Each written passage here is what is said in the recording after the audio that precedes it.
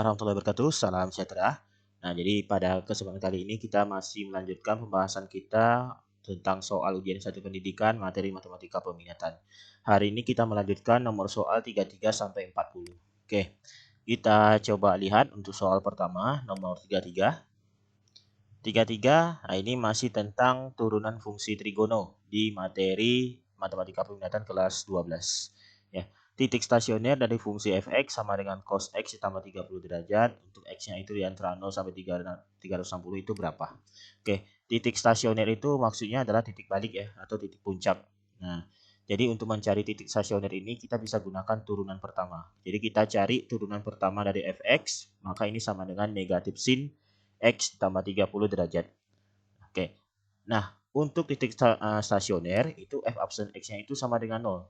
Berarti min sin X tambah 30 derajat itu sama dengan 0. Kita bagi negatif semuanya, jadi tinggal sin X ditambah 30 derajat sama dengan 0.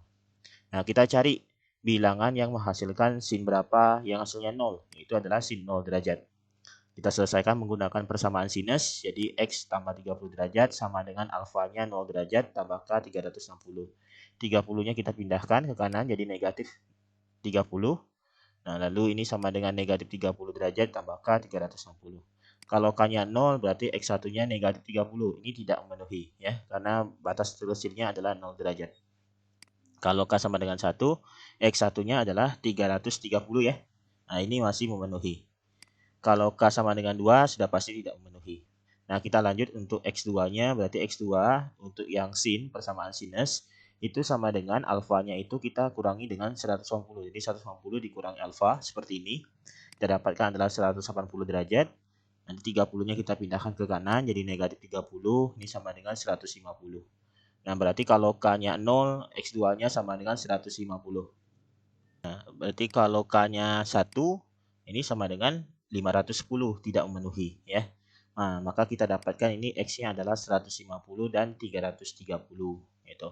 Kita cari karena ini titik stasioner, titik itu selalu pasangan X, Y. Jadi kalau X-nya nanti 150, maka Fx-nya atau Y-nya itu berapa hasilnya gitu ya. Jadi kita cari F 150 berarti cos 150 tambah 30. Cos 180. Nah, ini sama dengan min 1.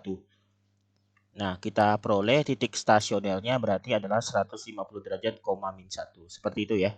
Nah, begitu juga dengan X sama dengan 330. Berarti cos 330 tambah 30, cos 360. Cos 360 itu adalah 1. Maka ini titik stasionernya adalah 330 derajat, 1. Nah, maka jawabannya adalah yang A. Ya. Seperti itu ya. Untuk mencari titik stasioner. Oke, kita lanjut. Soal nomor 34. Fungsi fx itu sama dengan sin x dikurang v tambah cos x dikurangi v. Untuk x-nya lebih besar dari 0 kurang dari 2v dikatakan cekung ke bawah pada selang interval berapa. Nah, jadi soal ini atau fungsi ini kita bisa sederhanakan ya. Jadi nanti v ini kita mau simpan di depan seperti itu. Jadi caranya bagaimana? Maka nanti negatifnya kita keluarkan. Ini sama dengan seperti ini. Negatif buka kurung v dikurang x. Kan benar ya, negatif dikali v, negatif v. Negatif dikali negatif x, positif x. Begitu juga dengan cos x dikurang v ya, kita keluarkan negatifnya seperti ini. Tujuannya apa? Jadi kalau nanti sin negatif v dikurang x, ini sama dengan negatif sin v dikurang x. Ini nilai sudut negatif. Jadi negatifnya kita pindahkan ke depan. Kalau cos negatif v dikurang x, ini tetap jadi positif. Cos v dikurang x. Nah, ini sesuai dengan rumus di kuadran kedua. Jadi sama dengan negatif sin x. Untuk cos v dikurang x itu sama dengan negatif cos x. Seperti itu ya. Nah, dari negatif sin x dikurang cos x ini nanti kita bisa ubah lagi menggunakan persamaan ini. A sin x ditambah cos x. A sin x ditambah B cos x maksudnya. Ini sama dengan K sin x ditambah alfa. Di mana K-nya itu sama dengan akar A kuadrat tambah B kuadrat. Dan tan alfa itu sama dengan B per A. Jadi pertemuan sebelumnya itu kita menggunakan rumus yang sama juga. Tapi bentuknya adalah K cos x dikurangi alfa. Nah, ini sekarang kita coba bentuk yang seperti ini. Jadi sama aja ya, nanti kalau mau pakai yang seperti pertemuan sebelumnya juga boleh ya. Oke, berarti ini K-nya adalah A-nya min 1, jadi B-nya min 1, jadi min 1 kuadrat ditambah min 1 kuadrat atau akar dari 1 tambah 1, akar 2. Seperti itu ya. Nah, Berarti kalau tan alfa ini berarti min 1 dibagi min 1 itu 1. Alfanya ini berarti tan berapa yang hasilnya 1 itu bisa 45, bisa 225 di kuadran ketiga. Tapi kita pilih di kuadran ketiga. Kenapa? Karena A dan B-nya itu min 1, min 1 gitu. Min 1, min 1 ini kan berarti ada di kuadran ketiga ya. Nah, jadi kita pakai alfanya itu adalah 225. Sehingga fx sama dengan negatif sin x dikurang cos x itu sama dengan k sin x tambah alfa, berarti k-nya adalah akar 2, sin x ditambah alfanya 225 derajat. Nah, seperti itu ya. Oke, berarti ini fx sama dengan akar 2 sin x tambah 225, kita cari turunannya itu f absen x sama dengan akar 2-nya tetap sin, kalau kita turunkan jadi cos x tambah 225. Nah, karena ini ditanya kecekungan itu pakai turunan kedua ya. Jadi kita cari lagi. Jadi sama dengan negatif akar 2 sin x tambah 225. Nah, untuk kecekungan berarti kalau cekung ke bawah itu artinya f double absen x-nya atau turun keduanya itu kurang dari 0. Sehingga ini negatif akar 2 sin x tambah 225 ini kurang dari 0. Kita bagi negatif akar 2, kita dapatkan adalah sin x ditambah 225 lebih besar dari 0. Nah, penyelesaian pertidaksamaan berarti kita cari pembuat nolnya. Berarti sin x tambah 225 ini sama dengan 0. Nanti sin berapa? Itu ya. Nah, jadi sin x tambah 225 sama dengan 0 itu sama aja dengan sin 0 ya. Sin berapa yang 0 adalah sin 0. Nah, kita selesaikan pakai persamaan sinusnya. Berarti x1 tambah 225 sama dengan alfa 0 derajat tambah k 360.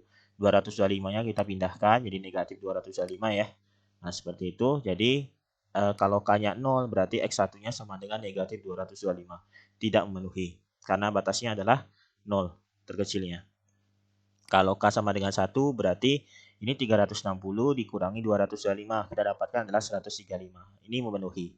Kalau K sama dengan 2. K sama dengan 2 berarti X1-nya ini sama dengan nanti 495. Tidak memenuhi. Ya. Oke. Kalau penyelesaian keduanya. Berarti alfa kita kurangi dengan 150. Ya, 150 dikurang alfa 0 derajat. Ini sama dengan 150. Lalu 225-nya kita pindahkan ke kanan. Jadi 150 dikurang 225, berarti sama dengan ini negatif 45. Jadi kalau K-nya 0, berarti X2-nya sama dengan negatif 45. Tidak memenuhi. Kalau K sama dengan 1, 315 ya. Nah, kalau K sama dengan 2, ini jelas tidak memenuhi. Karena terlalu besar hasilnya nanti. Nah, maka kita dapatkan X-nya adalah 135 dan 315. Kita buat garis bilangannya. Nah, ini garis bilangannya seperti ini ya.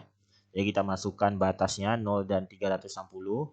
Dan pembuat nolnya 135 dan 315. Kita gunakan titik uji, misalkan itu adalah 45. Kita masukkan ke sini. Ya, jadi sin 45 tambah 225 adalah sin 270 atau sama dengan min 1. Nah, ini negatif berarti di sini. Nah, negatif, positif, negatif. Selalu selang-seling seperti itu. Jadi kita dapatkan di sini fx itu cekung ke bawah pada interval 135 sampai 315. Karena tadi ini lebih besar dari 0, kita ambil daerah yang positif di sini. Ya, walaupun tadi awalnya cekung ke bawah itu kurang dari 0. Maka setelah disederhanakan ternyata nanti lebih besar dari 0. Kita ambil daerah yang positif di sini. Ya, atau ini sama dengan maksudnya 3V per 4 kurang X lebih besar dari 3V per 4 kurang dari 7V per 4 ya. Ini jawabannya adalah yang D. Nah, seperti itu ya. Oke, kita lanjut soal nomor 35. 35 persamaan garis singgung pada kurva Y sama dengan 2 ditambah cos X dibagi sin X, itu yang berabsis V per 2 itu berapa? Nah, ini masih tentang aplikasi dari persamaan, aplikasi dari turunan fungsi trigono ya. Nah, jadi kita misalkan dulu untuk mencari persamaan garis singgung ini kita akan mencari gradiennya. Gradien itu nanti bakalan sama dengan turunan pertamanya. Untuk X-nya sama dengan berapa? Seperti itu. Nah, kita cari turunan dari Y. Kita misalkan karena ini pembagian, kita gunakan sifat dari pembagian untuk turunan. Yaitu U sama dengan 2 ditambah cos X yang pembilangnya. Maka nanti U absen, 2 kalau diturunkan jadi 0, cos X kalau diturunkan jadi min sin X. V sama dengan sin X, V absen ini sama dengan cos X. Maka kita dapatkan Y absen itu rumusnya untuk sifat turunannya pembagian U absen V dikurang UV absen dibagi V kuadrat. Jadi min sin X dikali sin X dikurangi 2 tambah cos X dikali cos X seperti ini. Dibagi sin X dikuadratkan. Sama dengan negatif sin kuadrat X. Ini cos dikali 2. Jadi 2 cos X dikali negatif 2 cos X. Cos X dikali cos X. Positif cos kuadrat X dikali negatif jadi negatif cos kuadrat X. Ini negatif sin kuadrat sama negatif cos kuadrat kita bisa sederhanakan. Nah, kita coba dulu dekatkan seperti ini. Maka kita keluarkan negatifnya. Ini jadinya sin kuadrat tambah cos kuadrat. Sin kuadrat tambah cos kuadrat ini sama dengan 1. Jadi min 1 nantinya. Min 1 dikurangi 2 cos X dibagi sin kuadrat X. Nah, lalu gradien garis singgung itu sama dengan nantinya turunan pertama. Kita masukkan nilai X-nya. Nah, ini absis ini berarti X ya maksudnya. Jadi kita masukkan X-nya. Jadi min 1 dikurangi 2 cos phi per 2 dibagi sin kuadrat phi per 2. Jadi setiap ada X di Y absen ini kita ganti dengan phi per 2. Jadi min 1 dikurangi 2 kali 0 dibagi 1 kuadrat ya. Jadi sin phi per 2 itu sin 90. Sin 90 itu kan 1. Jadi karena ini kuadrat berarti 1 kuadrat. Jadi min 1 dibagi 1. Jadi sama dengan min 1. Nah, sekarang kita cari Y-nya gitu. Karena tadi di sini titiknya hanya absis phi per 2. Kita cari Y. Y itu sama dengan, jadi Y sama dengan 2 ditambah cos phi per 2 dibagi sin phi per 2. 2 ditambah cos phi per 2 cos 90 itu 0 dibagi sin phi per 2 itu 1, jadi sama dengan 2 ya. Nah, sekarang kita cari persamaan garis singgungnya. Nah, persamaan garis singgung berarti Y dikurangi Y1 sama dengan M dikali X kurang 1. Jadi kita gunakan persamaan garis yang melalui satu titik dan ada gradiennya seperti ini. Nah, Y1 dan X1 itu adalah titik yang dilalui atau titik singgungnya. Nah, itu maksudnya adalah X dan Y ini. Gitu ya. Berarti Y dikurang 2 sama dengan M-nya tadi kita dapatkan adalah min 1 dikali X dikurangi phi per 2. Ini sama dengan Y kurang 2, min 1 dikali X, min 1 dikali negatif phi per 2. Kita kalikan 2 semuanya, jadi 2Y dikurangi 4, ini min 2X, ini jadi phi. Nah, kita pindah ruaskan, karena di sini pilihannya semua variabel X dan Y itu di ruas kiri. Jadi kita pindahkan negatif 2X-nya ke kiri, min 4 kita pindahkan ke kanan. Jadi kita dapatkan adalah 2X tambah 2Y sama dengan phi tambah 4. Nah, jadi jawabannya adalah yang A, itu ya. Oke, nah 36. 36 ini materi dari distribusi binomial ya. Distribusi binomial itu materi matematika peminatan kelas 12. Nah, jadi dua dadu dilempar sebanyak 3 kali, peluang mendapatkan 1 kali jumlah angka 7 itu berapa? Nah, oke, jadi gini, kita tuliskan dulu kejadian muncul mata dadu yang berjumlah 7. Itu 1 dan 6, 2 dan 5, 3 dan 4, 4 dan 3, 5 dan 2, dan 6, 1. Ini berarti ada 6 kan? Nah, kita cari peluangnya. Peluang di sini, kalau kita di materi binomial, itu simbolnya P kecil seperti ini. Kita cari ini NA di bagian S sama dengan 6 per 36, sama dengan 1 per 6. Jadi P ini akan menjadi peluang peluang kejadian yang diharapkan. Ada juga yang tidak diharapkan, berarti itu Q. Q itu peluang kejadian yang diharapkan, berarti yang tidak diharapkan adalah selain jumlah yang angkanya 7, seperti itu. Ini 1 dikurang P, berarti sisanya maksudnya gitu. 1 dikurang P berarti 1 dikurangi 1 per 6, jadi 6 per 6 dikurang 1 per 6, jadi 5 per 6. Kita gunakan distribusi binomialnya untuk mencari peluang mendapatkan 1 kali angka 7. Berarti Fx sama dengan kombinasi X dari N, P pangkat X, Q pangkat N dikurang X, seperti ini. Di mana X-nya itu adalah ini 1 kali maksudnya, berarti 1. Lalu N-nya itu adalah percobaan yang dilakukan, itu sebanyak 3 kali. Berarti ini F1 sama dengan kombinasi 1 dari 3, 1 per 6 pangkat X-nya 1, 5 per 6 Q-nya pangkat N dikurang X, 3 kurang 1. Ini kombinasi 1 dari 3, berarti 3 faktorial dibagi 3 kurang 1 faktorial, 1 faktorial. Dikali 1 per 6, ini 5 per 6 pangkat 2. Ya. Ini sama dengan 3 faktorial dibagi 2 faktorial ya, 3 kurang 1. 1 faktorial, 1 per 6, 5 pangkat 2, 25, 6 pangkat 2, 36. Berarti ini 3 faktorial dengan 2 faktorial. Ini kita bisa bagi nih. Jadi kita ubah 3 faktorialnya. Jadi 3 kali 2 faktorial dibagi 2 faktorial dikali 1. 1 dikali 25, 25. 6 dikali 36, 216. Ini kita coret. Ini tinggal 3. 3 dikali 25 per 216. Nah, 216 sama 3 ini kita bisa coret ya. Jadi nanti 216 dibagi 3 tuh atau sama-sama dibagi 3, ini dapatnya 72. Jadi 25/72. Ini jawabannya adalah B. Nah, seperti itu ya. Oke. Soal nomor 37. Sebuah koin dilantunkan tiga kali, peluang mendapatkan sisi angka tepat 2 kali. Oke, ini sama ya. Jadi penyelesaiannya kita bisa menggunakan distribusi binomial.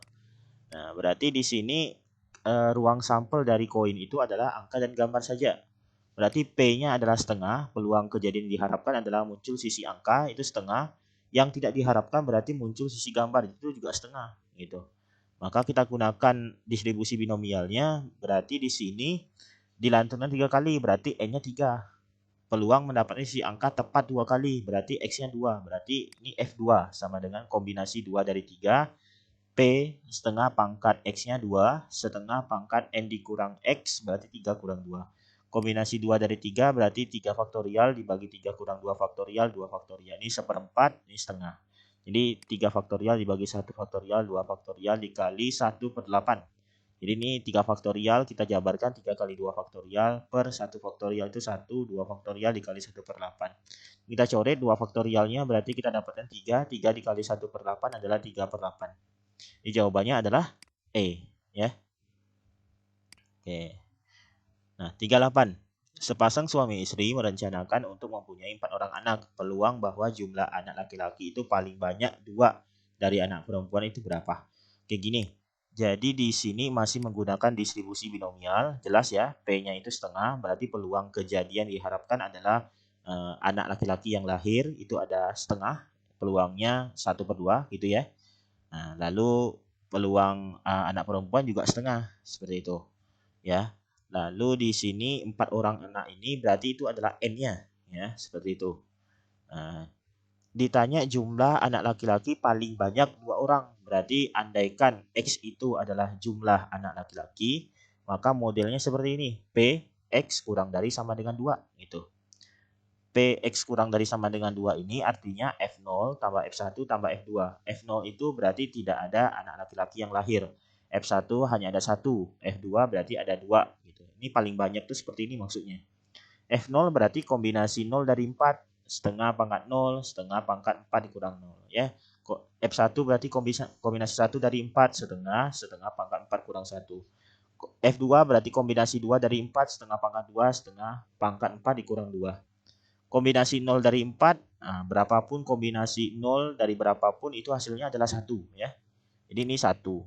Setengah pangkat 0 juga 1. Jadi berapapun pangkat 0 hasilnya juga 1. Kecuali 0. 0 pangkat 0 tidak terdefinisi ya. Lalu setengah pangkat 4 berarti 1/16. Kombinasi 1 dari 4, 4 ya. Jadi kombinasi 1 dari berapapun tadi kita juga sudah coba ya. Nah, itu kombinasi 1 dari 3, 3 gitu. Kombinasi 1 dari 4, 4. Nah, ini setengah, terus ini setengah pangkat 3, jadi 1/8. Ditambah kombinasi 2 dari 4, ini kita cari 4 faktorial dibagi 4 dikurang 2 faktorial, 2 faktorial. Ini 1/4, 1/4 juga ya. Ini sama dengan 1/16, ini 4 dikali 1 kali 1, 4, 2 dikali 8, 16. Ini 4 faktorial dibagi 2 faktorial, 2 faktorial, 1/16. Sama dengan nantinya ini 1 tambah 4 jadi 5, 5/16. 4 faktorial kita jabarkan jadi 4 kali 3 kali 2 faktorial. 2 faktorial ini 2 dikali 1. Kita coret 2 faktorialnya. Berarti tinggal 4 kali 3, 12. 12 dibagi 2, 6 nantinya. 6 dikali 1/16.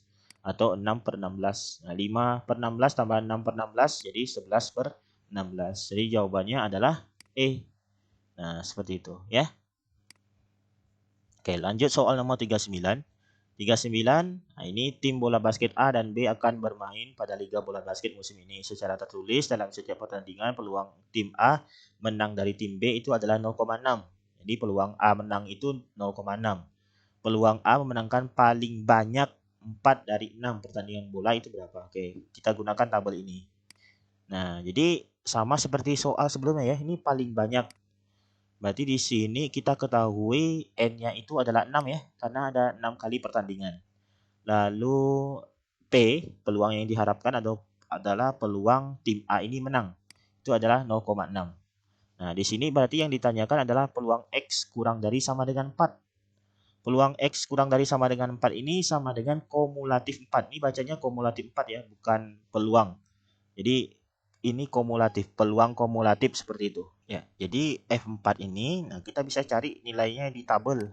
Ya, kita lihat di sini tabel. Nah, jadi N-nya itu 6, berarti 6 di sini. Lalu P-nya 0,6. Nah, di sini. Nah, ini kita mau cari F4, berarti F4 itu X-nya 4. Nah, ini berarti ya, berarti baris ini. Kita mau cari Fx pakai huruf besar, yang ini berarti. Maka hasilnya adalah 0,767. Nah, seperti itu. Jadi jawabannya adalah C. Nah, itu cara menggunakan tabelnya ya. Oke, lanjut soal nomor 40. Dalam sebuah pertandingan sepak bola, Eko mendapatkan 4 kali melakukan tendangan penalti. Peluang tendangan Eko menghasilkan gol adalah 3/5. Peluang tendangan Eko menghasilkan 3 gol itu berapa? Oke, caranya sama aja ya dengan cara yang sebelumnya, itu distribusi binomial. Berarti di sini N-nya 4, jelas. Lalu P-nya 3/5. Kalau P-nya 3/5 berarti Q itu adalah sisanya, yaitu 1 dikurang P. Jadi 1 dikurang 3/5. Atau 5/5 dikurang 3/5, jadi 2/5. Nah, ini sama dengan Fx kombinasi X dari N, P pangkat X di pangkat N kurang X. Nah, berarti di sini 3 gol. Berarti F3 maksudnya. F3 kombinasi 3 dari 4. 3/5 pangkat 3. P-nya lalu 2/5 pangkat N dikurang X. 4 dikurang 3. Ini sama dengan kombinasi 3 dari 4. Berarti 4 faktorial dibagi 4 kurang 3 faktorial. 3 faktorial. 3/5 pangkat 3. Ini berarti 3 pangkat 3, 27. 5 pangkat 3 itu 125. 2/5 pangkat 1, 2/5. Jadi ini 4 faktorial dibagi 1 faktorial, 3 faktorial, 27 kali 2, 54, 125 dikali 5, 625. Ini sama dengan nantinya 4 faktorial kita jabarkan jadi 4 kali 3 faktorial dibagi 1 dikali 3 faktorial. 54 per 625. Ini sisa 4 ya, 3-nya kita coret 3 faktorialnya. Jadi 4 dikali 54 per 625. 4 dikali 54 ini adalah 216 per 625. Jadi jawabannya adalah yang D. Seperti itu. Oke. Nah, itu pembahasan kita untuk materi matematika peminatan kelas 10, 11, 12 untuk persiapan ujian satuan pendidikan. Jadi setidaknya dari pembahasan ini sudah memberikan gambaran materi apa saja yang akan keluar saat ujian nanti. Oke, cukup sekian. Assalamualaikum warahmatullahi wabarakatuh. Salam sejahtera.